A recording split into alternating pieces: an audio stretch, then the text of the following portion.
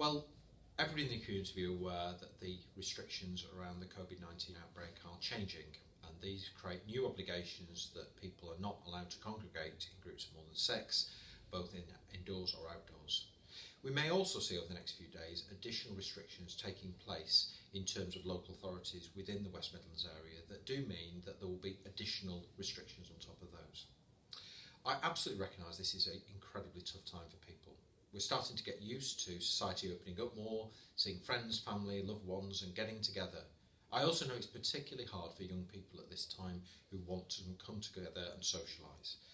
It's important we all take responsibility for this. We want to make sure our communities are safe, we want to make sure those we love, our family and friends, are kept safe, and by all acting responsibility, we reduce the risk of harm to people, and we also reduce the risk of further restrictions being needed.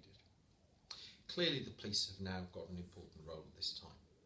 Unlike when the lockdown happened, we're very busy with normal business, and so it's really important we work carefully with you as the public to make sure we get the balance right between our core role and the important role we've got now around the restrictions.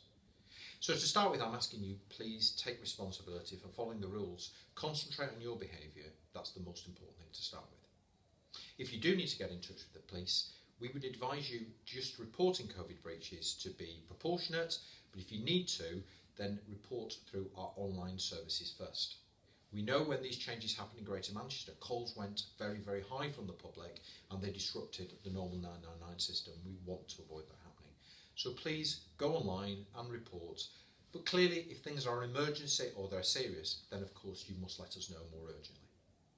Finally, in terms of the police role, throughout this we've been taking an approach to make sure we educate the public on the rules and we encourage them to follow them, and if need be, we resort to enforcement as a last resort.